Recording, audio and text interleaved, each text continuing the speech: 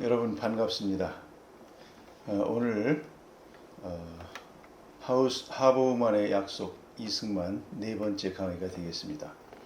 오늘은 1864년부터 1873년까지 고종이 제26대 조선의 왕으로 등극하고 대원군이 10년간 섭정한 그 기간이 되겠습니다. 기간은 10년입니다. 짧습니다. 그러나 내용은 아주 많았죠. 그 기간에 주 내용입니다. 비변사, 대전해통, 경복궁, 삼정개혁, 만동묘, 대원군의 업적입니다. 쇄국정책, 병인양요, 신미양요, 우리가 다 아는 바죠. 민비, 최익현, 고종의 친정선언, 그 다음에 그 사이에 세계사적으로 일어났던 프랑스 사회주의 정권 탄생과 일본 근대사 100년에 대한 성찰을 주제로 오늘 시간을 엮어보겠습니다.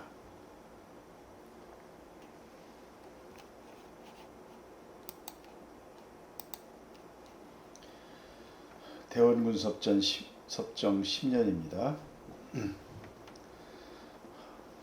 1851년에 민비가 태어납니다. 여주시 근동면 섬락리에서요. 그리고 한 해 뒤인 1852년에 고종이 종로구 운리동 운현궁에서 태어납니다. 이름이 이형이죠. 그리고 1860년에 최재우의 동학이 창시가 있었고요. 1862년 조선 말기에 아주 혼란했죠. 진주 밀란을 이어서 제주 밀란, 그래서 삼남지방에 임술농민 봉기가 있었습니다. 삼정문란, 전정, 군정, 환정, 흥선대원군이 활동합니다.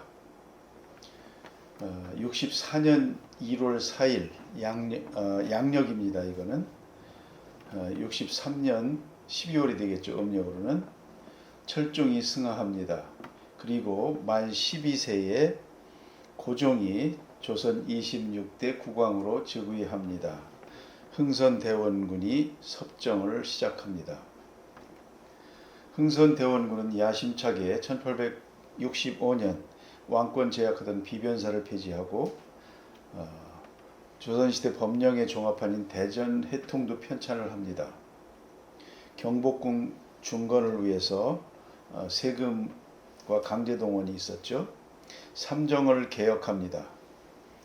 그 다음에 서원 현황 조사하고 만동묘를 철폐합니다. 나름대로 체제를 다시 정비하기 위해서 노력을 많이 했던 대원군을 볼 수가 있습니다.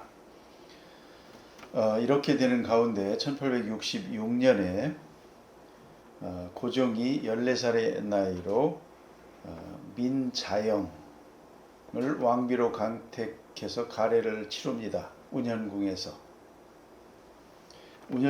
치렀습니다. 66년 8월에 제너럴 셔먼호 사건이 일어납니다. 이때 대동강 평양관찰사 박 교수가 활동을 하게 되죠.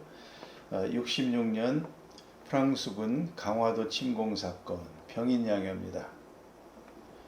강화도의 한성근 문수산성, 양헌수 정족산성, 우리가 기억을 해두면 좋겠습니다. 이들의 헌신이 있었습니다. 이때 프랑스군이 외규장각 도서를 가져가 버리죠. 그리고 오랜 후에 이제 일부를 반납을 받은 것으로 알고 있습니다. 1867년 고종이 이상궁과의 사이에서 완화군이 출생합니다. 민비 소생은 아직 없습니다. 그리고 세계사적으로는 이제 1867년에 막스가 자본론이라는 것을 이제 출판을 하게 됩니다. 세 차례에 걸쳐서 출판합니다. 그 특이한 점이 이제 그 부분이 있고요.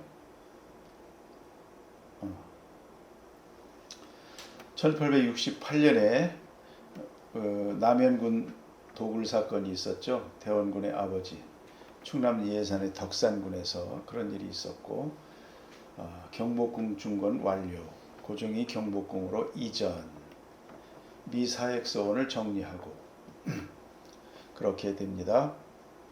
현재 경복궁을 가보면 알겠지만은 빈자리가 많죠. 잔디밭이라든지 빈터가 많습니다.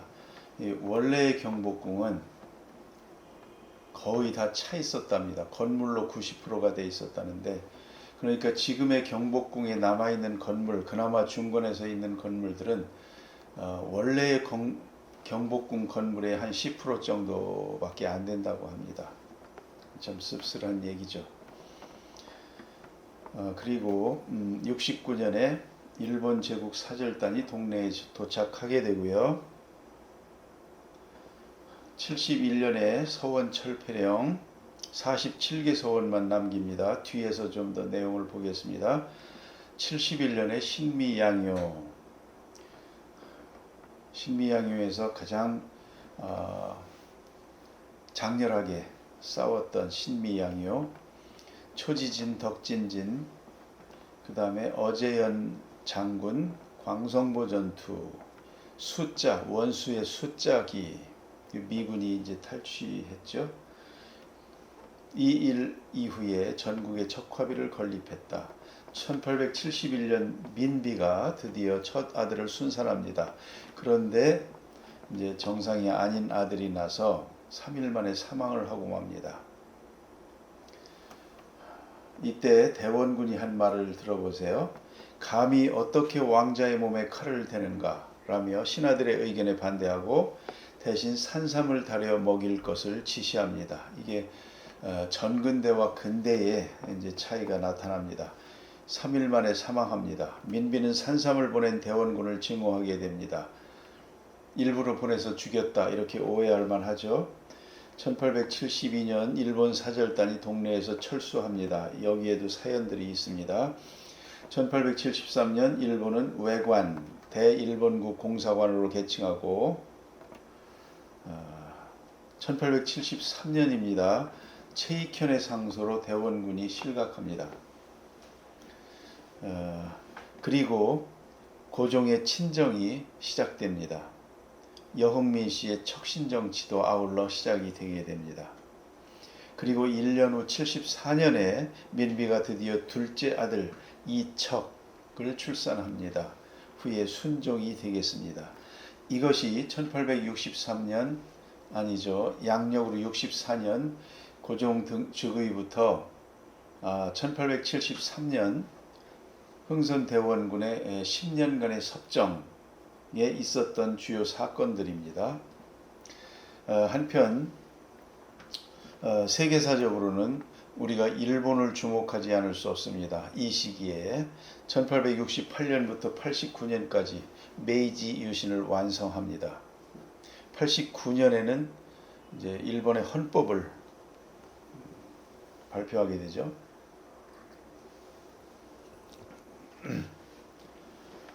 미국, 프랑스, 유럽에 이런 일들이 있었고요. 레닌이 1870년생입니다.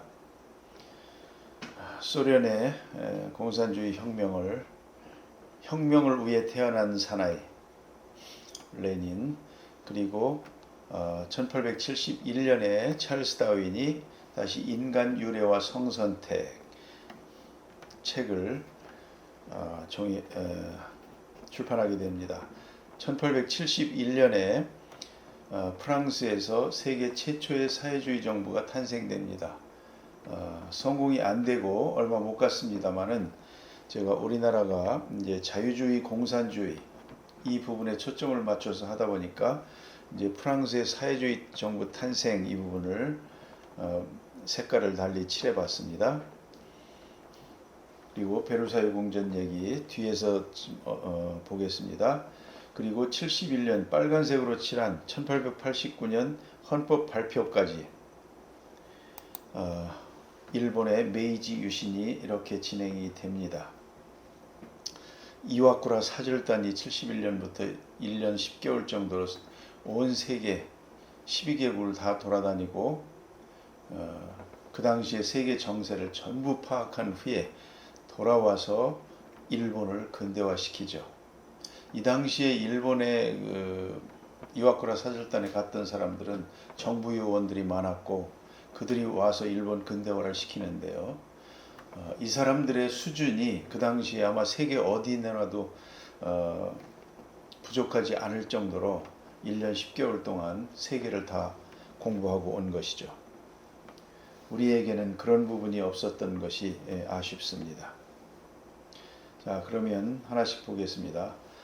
일본의 메이지 여신입니다. 메이지 정부는 주로 구미 열강국을 따라잡기 위해 개혁을 모색하였다. 부국강병의 기치하에 유럽과 미국의 근대 국가를 모델로 하여 자본주의 육성과 군사적 강화에 노력하였다. 아마 세계사에 있어서 세계 서구 근대화 과정에서 메이지 유신만큼 성공한 사례가 없죠. 어쩌면 유일하고 그것도 어마어마하게 성공적인 것이었죠.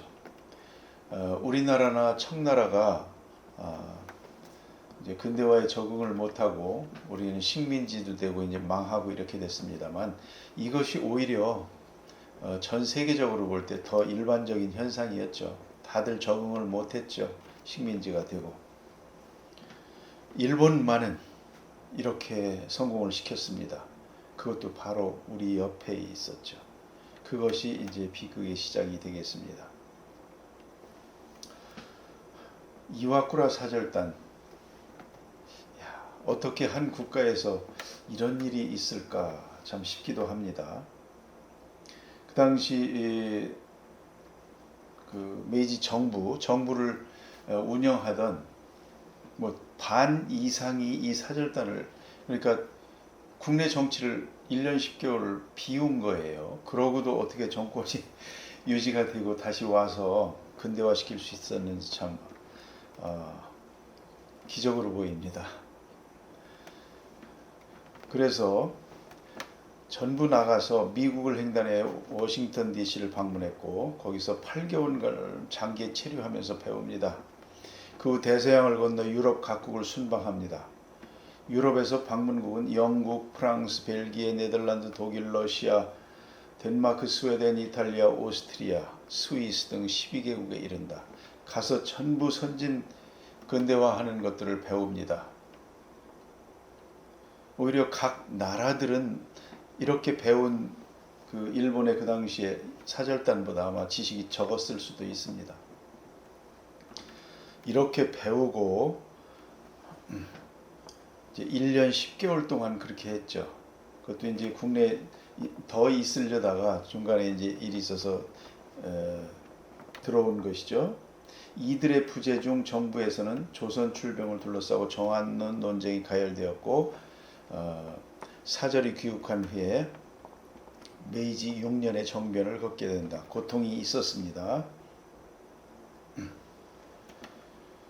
한 나라의 정부의 수장들이 모두 나라를 떠나 장기간 외유한다는 것은 극히 이례적인 일이었다.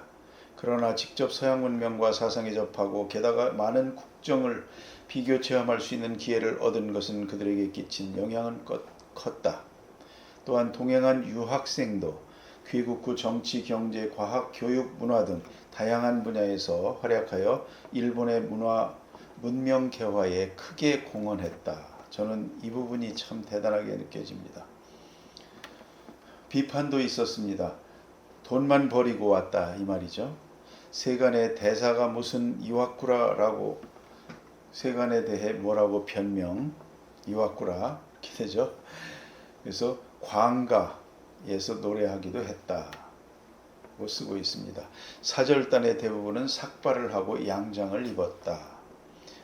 이와쿠라는 그렇지 않았다가 나중에 이제 미국 가서 이제 양장을 입었죠. 삭발도 하고. 그 목적, 기존에 체결된 불평등 조약을 재협상하는 일과 두 번째, 교육, 과학기술, 문화, 군사, 사회와 경제구조 정보를 수집하여 일본 근대화를 촉진하는 일. 첫 번째 일은 어려웠고 둘째 임무는 성공을 한 것입니다. 불평등 조약 바꿔놓기가 그렇게 힘든 것이죠. 우리는 이 조약하는 방법도 모르고 우리의 조약을 청나라가 대신해 줬죠. 그나마. 구성 사절단 46명, 수행원 18명의 유학생이 있었습니다. 사절은 사스마를 중심으로 서기관 등은 이전 막부의 신료들이 선정되었다. 뭐 알만한 사람들 이름이 다 나옵니다. 오쿠보 도시미치, 기도다 까요시, 이토 히로부미. 그렇죠? 함께 데려간 유학생들은 미국과 유럽에서 유학하고 나서 귀국하여 일본을 지도하는 중요한 사람들이 되었다. 아래 사진들입니다. 여학생도 유학을 갔었습니다. 우리에게도 이런 절차가 있었으면 하는 참 아쉬움이 있습니다. 특명 정권대사 이와쿠라 도모미, 기도다 까요시, 오쿠보 도시미치, 이토 히로부미, 야마구치 마스카. 일본을 근대화시키는데 아주 주역들. 사절단의 감회입니다. 한번 읽어보겠습니다. 이 여행 중에 이와쿠라는 각국에서 격렬히 충격받았다. 미국의 근대국가다운 모습은 이와쿠라의 사상을 훨씬 뛰어넘어 상당히 충격스러워서 산조에게 전한 서신에도 은부를 진흥시키는 사상에 밖을 나오는 것이 매우 놀랍다라고 적혀있다. 그 원인은 철도에 있고 일본의 번영은 철도에 걸려 있어 일본의 동서를 잇는 철도 설치가 급선무가 되었으므로 이와쿠라는 귀국하고서 일본 철도회사 설립에 적극적으로 관여했으며 영국에서는 일본에서 생각할 수 없는 공업기술에 압도되었다. 이미 사절단은 조약 개정이 아닌 각국에서의 유학이 주요 목적이 되었다. 아래 사진 유명하죠. 1872년에 샌프란시스코에 도착해서 촬영한 이와쿠라 사절단의 지도부 모습입니다. 일본 근대사의 유명한 사람들 다 있습니다. 우리와 관련이 있는 이토 히로부미도 있죠. 오른쪽 뒤에 서 있는 사람이죠.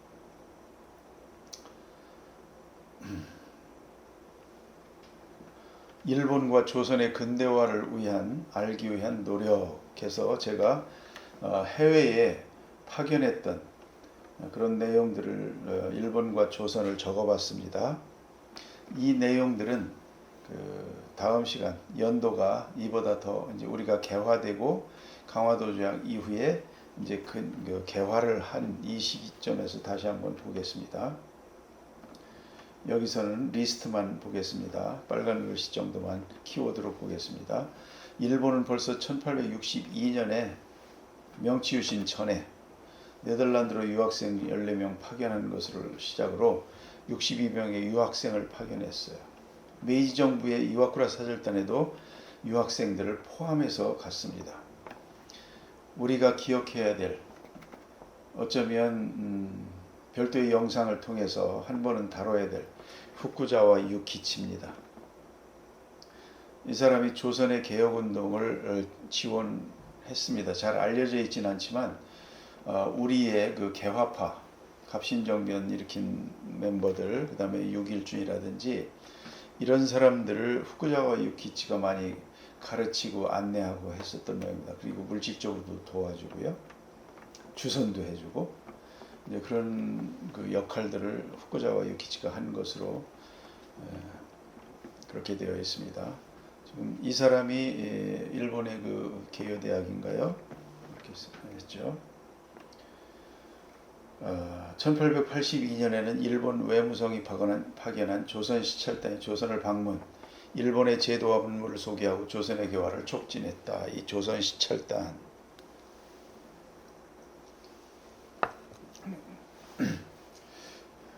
원래는 신사유람단, 전에는 이제 그렇게 배우기도 했었는데 조사 시찰단, 지금은 그 말을 안 쓴다고 합니다. 우리 조선에서도 노력이 있었습니다. 조선시대에는 통신사에서 우리가 주로 일본에 가르쳐주기 위해서 갔던 것이고요. 통신사입니다. 수신사는 우리가 배우러 가는 겁니다. 1876년 강화도 조약 체결 후에 1차 수신사부터 시작해서 80년 2차 김홍집, 81년 3차, 82년 4차 이렇게 다녀옵니다. 1차 때 김기수 이 부분도 추후에 좀 더 반성 차원에서 다뤄야 되겠지만, 일본의 이와쿠라 사절단들이 해외에 나가서 얼마나 열심히 배웠느냐, 그런가 하면 우리의 수신사들은 일본에 가서 뭘 배웠는가, 그런 부분입니다. 김기수는 거기에 갔던 사람들이 일본의 산업시설, 근대화 시설들을 보라고 해도 안 봤답니다. 나가질 않고 보질 않고 돌아왔답니다. 김홍집은 가서 황준원의 조선 책략, 이거 저 청나라 사람이죠. 우리가 아무리 설명해도 이해를 못하니까 아예 글로 적어서 조선 책략으로 아예 책을 만들어서 우리한테 줬습니다. 이 청나라의 황준원의. 그래서 그걸 건의해서 이렇게 해서 뭐 조미수호 통상조약도 체결하고 이제 했다 합니다. 그러나 우리의 이제 근대화에 그렇게 반영되지 못했고, 이런 조선 책략으로 해서 개화해야 된다, 이런 내용들이 이제 소문이 퍼지니까 영남 만인소에서 아주 극구 반대를 하면서 이제 개화를 반대하는 그런 그 영남 만인소 사건이죠. 이렇게 우리가 서구를 배우러 가는 과정에서 우리의 자세가 어땠는지, 그런 부분들이 지금 보면 참 많이 답답합니다. 81년에 조사시찰단이 있었고요. 청나라에 영선사도 보냈습니다. 이런 노력들을 했어요. 그리고 83년에는 이제 미국과 수교 후에 보빙사를 파견을 하죠.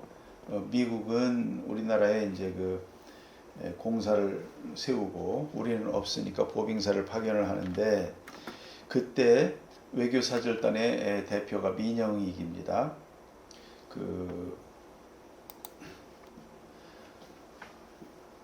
아펜젤러가, 그렇죠, 갑신정변에서 거의 죽음에 이른 칼에 찔리고 해서 그런 민영익을 살려준 아펜젤러였죠. 그래서 광해원을, 고종이 하도 고마워서 광해원을 세우고, 이제 그런 민영익입니다. 이 사람이 이 외교사절단에 갔었습니다. 근데 이 사람 같은 경우도 가서 서구 문물을 배우고 충격에 쌓여서 그걸 열심히 해서 와서, 권력의 핵심이니까 고종한테, 민비한테 적극적으로 권장해서 이렇게 갔으면 또 어땠을지 모르겠는데, 민영익은 가서 맹자왈, 공자왈 했었답니다. 논어나 읽고 뭐 그렇게 이제 보내다 왔다고 하고, 민영익은 나중에 결국 고종의 대한제국의 황실자금을, 홍콩에 머물면서 황실자금을 관리했었다고 하죠. 유학생도 이렇게 파견을 합니다. 그래서 서양식 무기 기술, 외교술, 근대 학제 등을 배우는데 주력했다. 이것이 근대화로 이어졌으면 얼마나 좋겠습니까? 아래 제가 청나라에도 이제 언급을 해놨는데요. 청나라에서도 그 양무운동의 일환으로 1872년부터 1875년까지 4차례에 걸쳐서 120명의 국비 소년 유학생을 미국에 파견했습니다. 그들을 뭐라고 합니까? 여기 안 해놓는데 하여튼 있습니다. 기억이 안 나네요. 그래서 이렇게 해서 이제 샌프란시스코에서 보냈는데, 얼마 안 돼서 유학생을 다 소환했습니다. 그래서 소환한 이유가 보니까 이 청나라의 보수주의자들이 유학생들이 미국에서 서양 문물에 노출되면서 정신적인 가치관이 오염되고 서화되어 오랑캐가 된다는 것이 이유였답니다. 이것도 청나라로서는 참 너무도 아쉬운 역사의 한 장면이 되겠죠. 참 차이가 많이 느껴집니다. 자, 우리는 이 시대에 흥선대원군의 소원철폐가 있습니다.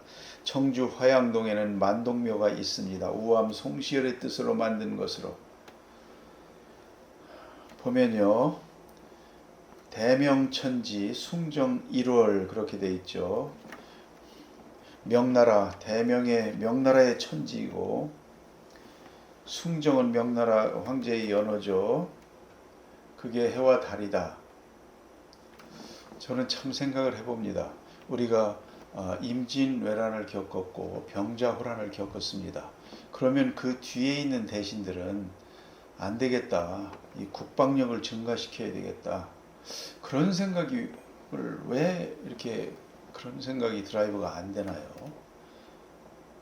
그 모든 것을 다 겪고 나서도 국방에 대한 중요성을 알았을 텐데도 어떻게 이렇게 더 성리학에 빠져서 망해간 명나라를 해서 소중화해가면서 그렇게 조선의 말기를 이끌어갔을까요?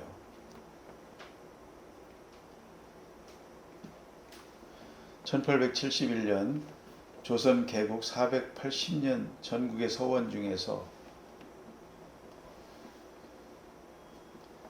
47개 서원만 남기고 오타되어 있는 480개. 그래서 철폐했다. 그 47개가 이제 리스트인데요. 그 파란색 부분이 아직도 이제 우리나라 그 유네스코 유산으로 등록된 부분들입니다. 9개입니다. 이겁니다. 1543년 안양 선생의 소수서원, 백운동 서원이라고 하죠. 그 주희에 그걸 이제 따서 줬다는 겁니다. 1543년 이때는 코페르니쿠스가 지동설을 주창했던 이제 그때 해이기도 합니다. 그렇게 돼서 9개가 현재 세계 유네스코 유산으로 등록이 되어 있습니다. 저는 이제 계획을 세워서 하나하나 다 돌고 있는데요. 제가 지금 논산의 도남서원하고 영주의 소수서원, 안동 도산서원, 병산서원 이렇게밖에 못 돌아봤네요. 나머지 5개 정읍의 부성서원, 장성의 피람서원, 함양의 남계서원, 그리고 달성의 도동서원, 경주 옥산서원 이런 데도 이제 가보아야 되겠습니다. 어쨌든 이렇게 남은 것이 문화재로서 세계유산에 등록이 되어 있습니다.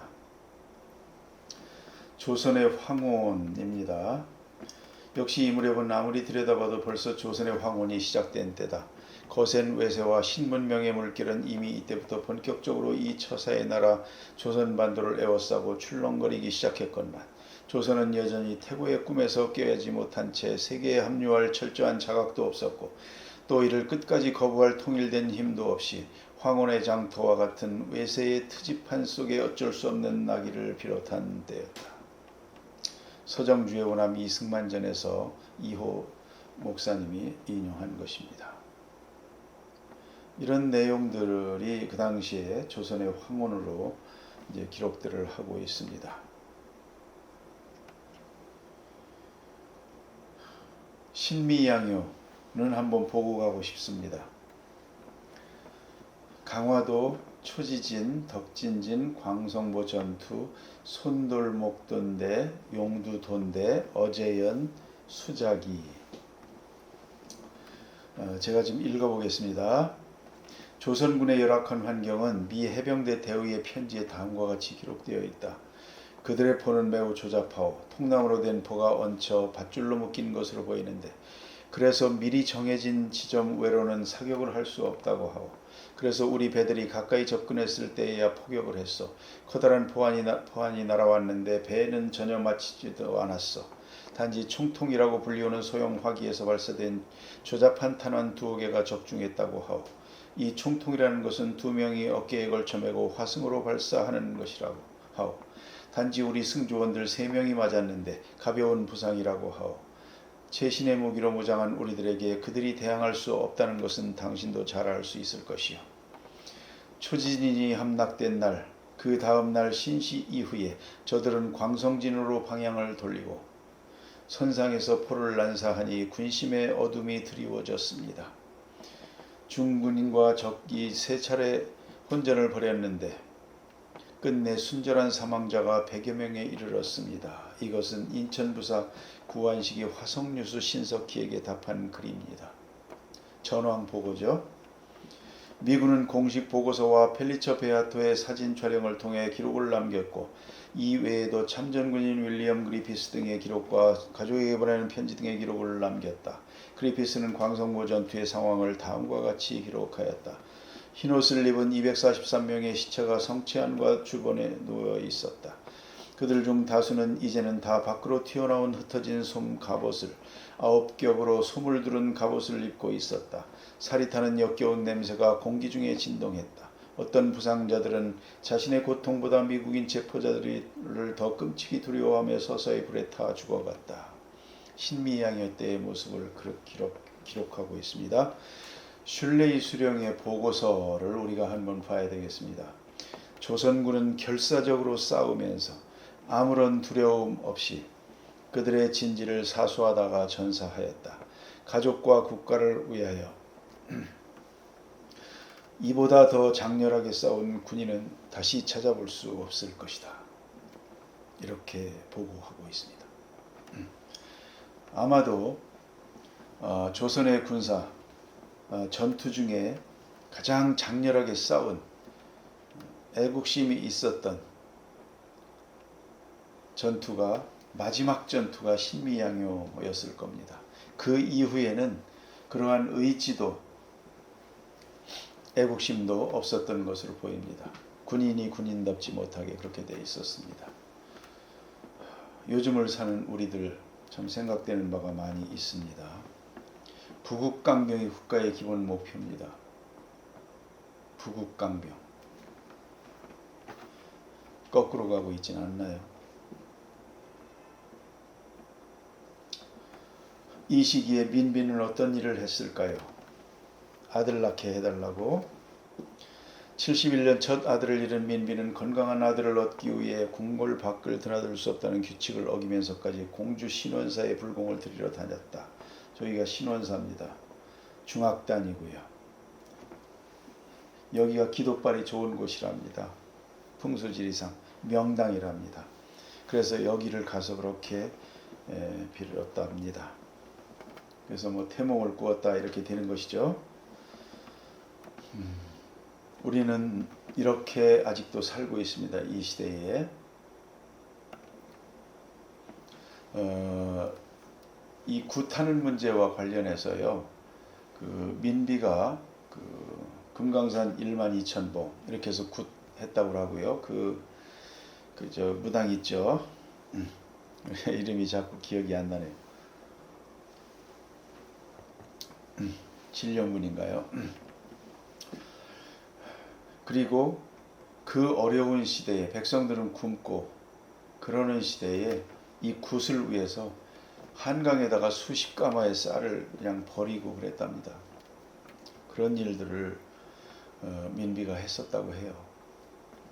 우리가 명성황후 이렇게 해서 높입니다만 그것은 이제 일본인의 손에 죽었기 때문에 이제 아마 그런 그 반일 이런 그 차원에서 이제 하는 것으로 보여집니다만은 실제 민비는 그렇게 국가의 입장에서 볼 때 칭찬할 만한가 우리가 다시 돌아볼 수가 있습니다.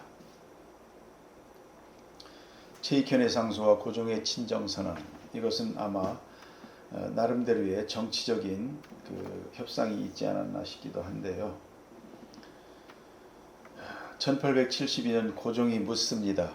개화파 거두인 박규수가 청나라의 연행사로 다나오자 국제정세를 추궁하듯 물었다. 대국의 민심은 이전에 비해 어떠한가? 장차 외와 중국이 교역을 한다는데 그게 사실인가? 1873년 12월 14일 대고란이 술렁거렸다. 최익현의 상소 때문이었다.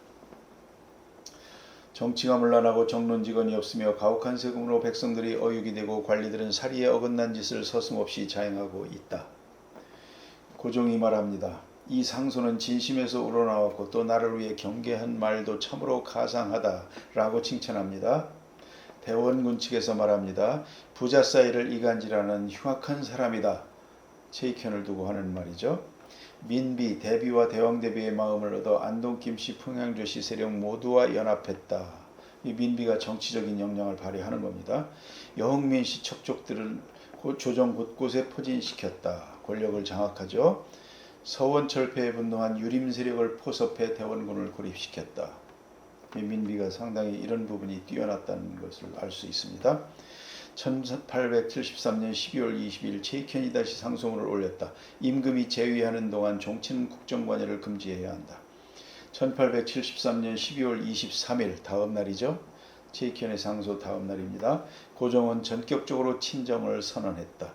고종의 나이 만 21세였다. 1873년입니다. 고종은 앞으로 잘했을까요? 민비입니까? 명성황후입니까? 민비에 대한 평가. 황현, 매천야록의 황현. 대원군이 10년간 쌓은 국부를, 대원군은 국부를 쌓았고 군대도 양성을 잘했고, 그러니까 신명이 때 그렇게 열심히 싸운 것이죠. 순식간에 탕진한 여자였다. 6일준이 말합니다. 우리 왕비는 세계 역사상 가장 나쁜 여자입니다. 그녀는 프랑스의 왕비 마리 앙뚜아네트보다 더 나쁩니다. 민비 국상기관의 모든 백성들에게 흰 배로 만든 옷을 쓰라고 하자 백성들이 반발하다. 무슨 은혜가 있었다고 백립을 쓰게 하느냐. 이런 일들이 있었는 모양입니다. 윤치호는 또 씁니다. 그 영리하고 이기적인 여인이 미신 섬기는 것의 반만큼이나마 백성을 열심히 섬겼더라면 그녀의 왕실은 오늘 안전했을 것이다. 선교사가 우리나라에 들어온 것이 85년이죠. 그때는 민비가 있었습니다. 민비는 기독교에 전혀 관심이 없었나요? 그런가 하면 그 외국인이죠. 이사벨라 비숍이 또 민비에 대해서 평가를 했습니다. 이거는 민비를 만났다고 하죠. 왕비는 우아한 자태에 늘씬한 여성이었다. 머리카락은 반짝반짝 윤이 나는 칠흑 같은 흑발이었고 피부는 너무도 투명하여 꼭 진주빛 가루를 뿌린 듯했다. 눈빛은 차갑고 날카로우며 예지가 빛나는 표정이었다. 대화가 시작되면, 특히 대화 내용에 흥미를 갖게 되면 그녀의 얼굴은 눈부신 지성미로 빛났다. 이렇게 민비를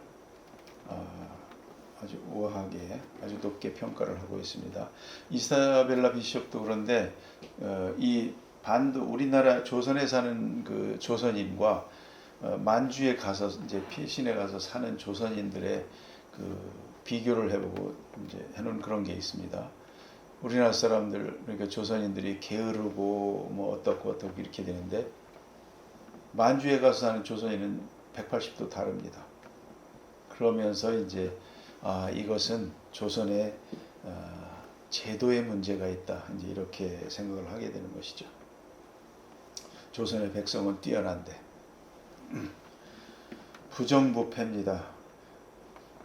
고종시대 민영원과 어머니 고종, 외숙이 아직 고을살이 하나 하지 못했단 말이냐. 민영환이 집에 돌아와 어머니에게 오늘 임금께서 외숙에게 군수자리를 허락하셨으니 천은이 감격스럽습니다. 어머니가 말합니다. 내가 이처럼 어리석고도 청리란 말이냐. 임금이 한 자리도 은택으로 제수한 적이 있더냐. 내가 이미 5만 양을 바쳤다. 그랬군요. 미국인 조지 포크의 말입니다. 관리들은 조세 수치로 백성을 쥐어짜낸다. 정부는 하나의 거대한 강도가 되었다. 영국인 어니스크 해치입니다. 조선의 관리는 이 나라의 심장부를 차지한 채 나라의 생피를 빨아마시는 흡혈귀다. 이사벨라 비숍, 한국과 그 이웃들에서 말합니다. 주민들은 말 그대로 농부들인데 대부분이 양반으로부터 농지를 빌려 쓰고 있다.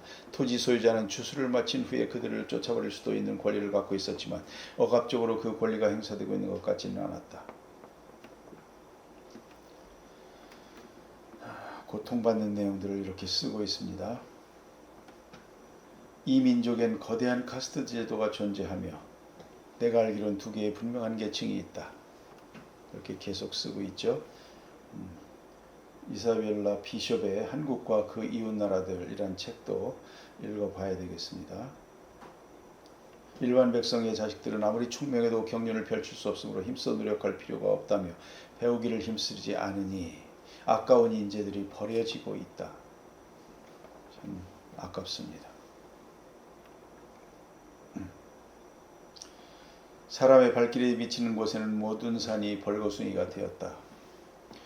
우리가 지금 살아온 광복 80년 축복받은 시대 아닙니까? 우리가 너무도 일상적으로 있는 이거를 모르고 많은 그 비판적인 얘기들을 합니다만, 글쎄요, 앞으로 우리의 후손들이 우리만큼 살 수 있는 환경에서 살 수 있는 그런 나라가 계속 유지는 될까요? 아니면 다시 조선 말기처럼 원래 우리의 모습으로 돌아갈까요? 개화 정책의 추진과 반발, 여러 가지 일들이 있었습니다. 영남 만인소, 이항로, 우의정 척사론이 있죠. 그때 당시에 저는 참 그 당대에서 살았던 사람들이 일기를 쓰는데요, 이렇게 오랜 기간을 참 지금 이렇게 쓸 수 있는 사람들이 있을까 싶습니다. 이재난고, 경산일록, 매천야록, 윤치호일, 갑신일록, 이런 보통 몇십 년씩입니다. 참 대단합니다. 프랑스 세계 최초의 사회주의 정부 탄생도 보고 넘어가겠습니다. 좌파, 우파의 개념이 생겼다. 혁명 이전의 프랑스는 종교개혁 이후 가톨릭 세력이 개신교들을 박해하고 살해하거나 국외로 추방시켜 국가경제가 쇠퇴했다. 이렇게 됩니다. 개신교를 쫓아내서 프랑스는 가톨릭을 함으로써 농업국가로가 됐죠. 경제적으로 어려워졌습니다. 이 비슷한 케이스가 그 스페인이 있었죠. 스페인에서 그 이사벨라 여왕이죠. 유대인 쫓아내고 그러죠. 그 상인들. 결국 어떻게 됩니까? 그 상인들이 네덜란드로 와서 네덜란드가 부흥이 되죠. 네덜란드에서 오늘날의 시스템인 주식회사도 만들고 동인도회사, 그 스페인에서 이주한 유대 상인들이 만든 것이죠. 그래서 이게 스페인도 그렇게 돼서 이제 강대국에서 몰락하고 프랑스도 농업국가로 가난하게 되고 결국은 프랑스 혁명이 일어나게 되는 것이죠. 그 개신교 박해로 인한 국부가 유출이 되는 겁니다. 인재가. 네덜란드로는 기술자 상인들이 이주하고 독일로 기계와 화학 기술자들, 스위스로 시계와 제약 기술자들, 영국으로 무역 금융 인력이 이주합니다. 프랑스가 발전할 수 있겠습니까? 그 결과 프랑스는 재정이 파탄나고 유능한 기술자와 상공업자들이 국외로 유출되어서 가난한 농업국가로 전락했다. 우리의 오늘날 기업들이 정부 정책으로 인해서 견디지 못하고 해외로 나가는 그런 일이 없어야 되겠습니다. 프랑스는 게다가 미국의 독립전쟁에 막대한 돈을 지원하면서 재정이 고갈났다고 합니다. 아래 빨간 부분입니다. 좌파는 부의 탈취와 해체의 길로 가는 폭력적 급진 개혁 세력이다. 우파는 부의 창출과 성장의 길로 가는 평화적 점진 개혁 세력이다. 맞나요? 틀리나요? 제가 정의를 해보는 것이고요. 이 빈부격차, 이 부분은 좌파나 우파나, 좌파가 잡았다 그래서 빈부격차가 없어지고 우파가 잡아서 빈부격차가 켜지고, 그거는 그렇게는 증명된 바가 없습니다. 프랑스 혁명, 이렇게 해서 루이 16세 이런 내용들을 제가 내용들을 정리해 봤고요. 이거는 이제 우선은 여기서는 그냥 넘어가고, 필요하신 분들은 파워포인트 자료를 참고하시면 되겠습니다. 맨 밑에 줄 한번 읽어보겠습니다. The aim does not justify the means. 목적이 방법을 정당화하지 못한다. 목적이 선하면 방법도 선해야 한다는 것이 그리스도인이다. 다르죠. 무자비한 폭력에 의해서 혁명을 완수하는 공산주의와 다르죠.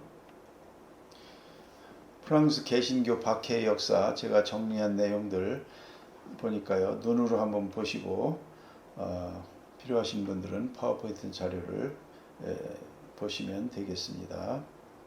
성 바돌롬의 축일, 대학살, 종교회의가 있고 바시학살, 총회, 앙리사사의 낭트칙령, 이 루이 14세가 이렇게 억압을 했죠.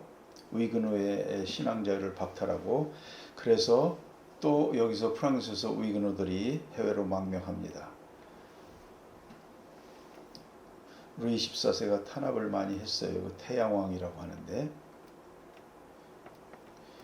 100여 년의 박해 끝에 계몽주의 사상이 확산되면서 변화의 바람이 불었다. 그래서 루이 16세가 관용의 칙령을 발표합니다. 어느 나라나 참 이 종교의 자유 하나를 얻기가 이렇게도 힘이 듭니다. 가톨릭과 칼뱅주의 신앙의 권력 투쟁이 이렇게 있었고요. 수십만 의건호가 신앙을 지키기 위해 흩어졌다. 의건호 디아스포라입니다. 르브르 박물관에 가면 종교계의 흔적을 그린 그림이 있습니다. 루벤스, 루카스 크라나흐, 알브레이트 뒤러. 이 루벤스가 또 LA 박물관에만 있답니다. 그 옆구리, 예수님의 옆구리를 찔러보는 그 그림이 있답니다. 아주 잘 그렸다고 하는데요. 그 성경에 있는 내용을 그렇게 그린 것이죠. 참 이 보면 화가들이 성경을 정말 잘 아는 것 같아요. 렘브란트 같은 경우도 그 예수님의 생애를 이렇게 쭉 그림으로 그린 걸 보면 참 얼마나 이렇게 성경에 대해서 박식했는지 하는 생각이 들게 됩니다. 예수님의 생애에 대해서 정말 잘 알아요. 베르사유 궁전의 일화 한번 읽어볼까요? 프랑스 루이 14세 때 일이다. 재무부에서 14년간 수장을 했던 한 관료가 아름다운 대저택을 지었다. 주변에는 호수를 만들어 마치 섬처럼 보였다. 관료는 이 아름다운 저택을 자랑하고 싶어 파티를 열어 루이 14세를 초대하였다. 왕은 파티에 참석하였는데 저택이 너무 아름다웠다. 심지어 자신이 거주하는 왕궁보다도 아름다웠다. 왕은 화가 나서 말했다. 도대체 어떻게 당신이 이처럼 거대한 저택을 지을 수 있었단 말인가? 평소 얼마나 많은 뇌물을 받았기에 이처럼 웅장한 저택을 지을 수 있었는가? 왕은 당장 이 관료를 처형하라고 명령했다.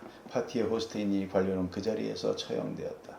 왕은 궁으로 돌아왔다. 그리고 그 저택보다 더 웅장하고 아름다운 궁전을 지으라고 명했다. 베르사유 궁전은 이렇게 지어졌다. 그 궁전에서 1871년 프랑스가 굴욕을 당한 사건이 있었죠. 프랑스 프로이센 전쟁에서 승리한 독일은 베르사유 궁전의 거울의 방에서 왕비가 이제 거처하던 그 비렐름 1세를 독일 제국의 황제로 선포했다. 참 역사가 그렇습니다. 일본 근대사 100년에 관한 성찰을 보겠습니다. 페리오 개항부터 54년부터 시작해서 그런 거, 청나라와 러시아 국경 조약에 있던 내용들, 후쿠자와 유키치 서양 사정 있죠. 개요대학, 그 다음에 일본 집회에 나와 있죠. 메이지 정병 6년 세이난 전쟁, 그 메이지 유신한 것들, 고통이 있었다는 것들이고요. 일본 근대사 100년에 관한 성찰 중에서 조선은 세계 문명의 갈라파고스 섬이었다. 이렇게 돼서 그 조용한 혁명이라는 책에서 설명한 것을 좀 정리를 해봤습니다. 세계와 일본의 발전을 조선의 지배층은 외면했다. 오랜 쇄국 정책. 구한말 강점기 전에 조선에 일본 유학생들이 있었답니다. 그런데 양계초에 의하면 볼만한 번역서 하나 펴내는 사람이 없고 저서를 내는 사람도 없었대요. 유학 갔어도. 이랬었답니다. 일본은 그런가 하면 근대적 지식의 탄생입니다. 해체 신서 이후에 의학 과학이 발전합니다. 서양 의학서, 과학서의 번역 확대.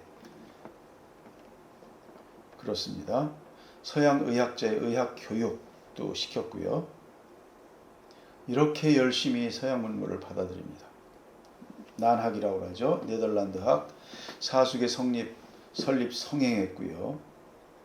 그러니까 이 당시에 일본 도쿄의 그 상점에 책이 그렇게도 많았답니다. 우리나라에는 서점 하나 없는 상황이었고, 규장각이나 좀 자기들끼리만 보는 그런 가려진 그런 게 있었던 정도죠. 종두 접종하고 네덜란드 최신 의과대학 교육 방식을 도입하고 이 근대 일본이 그냥 이루어진 것이 아닙니다. 일본 100년의 혁명이 낳은 새로운 한자 개념어.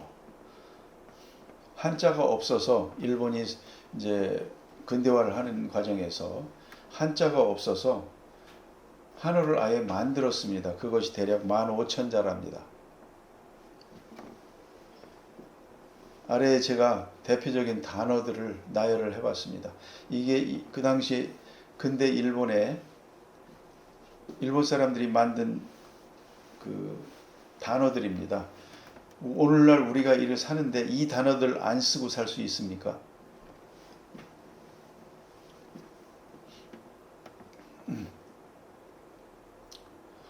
일본 근대사, 근대국가의 흥망에 관한 두 개의 교훈, 긍정적인 측면과 부정적인 측면에서 그 조용한 혁명이라는 책에서 이제 결론을 내고 있습니다. 네, 이상으로 이번 시간을 마치고 다음 시간에 계속되겠습니다. 도대체 이승만은 언제 나오느냐고요? 다음 시간에 출생합니다. 다음 시간에 뵙겠습니다. 감사합니다.